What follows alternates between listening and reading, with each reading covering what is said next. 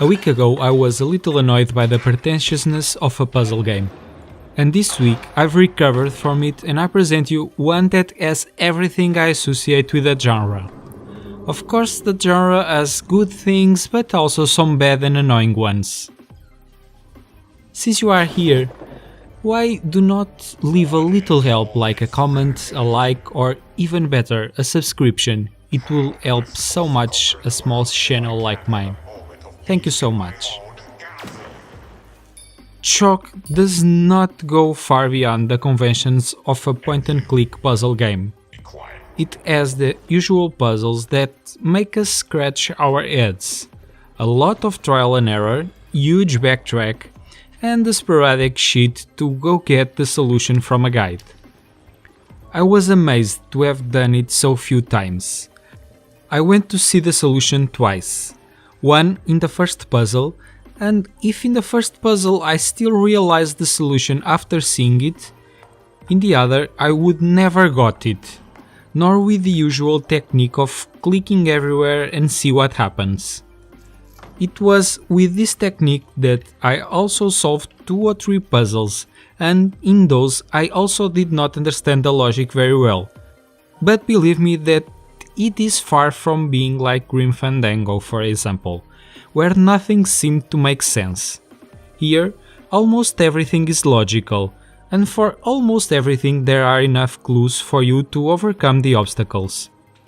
The storyline begins flooded with cliches, but over time we begin to see that something is hidden behind them.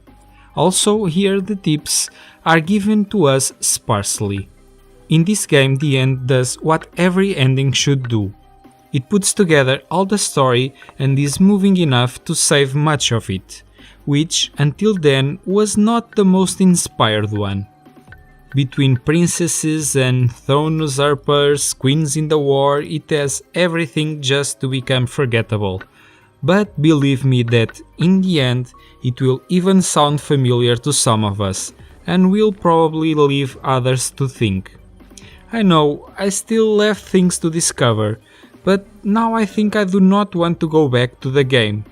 Replay value turns out to be always relative when you already know the end of the story. Even so, what I liked the most was the cartoon style of the graphics.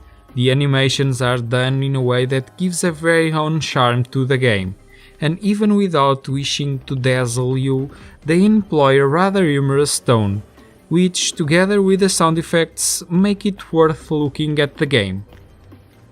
In a nutshell, this is an old-fashioned point-and-click game and it takes pride in it. I think it took me about 4 hours to complete. The beginning seems a bit annoying because we think there is nothing special to see. Besides, it was sent to me without I even asking for it, and I always suspect these games. These were unfounded suspicions. The game deserves an opportunity. It is very well done with an intelligent storyline. Sometimes, not having anything exceptional does not mean that it's not really a worthwhile experience. I recommend this game. See you next time, guys. Bye.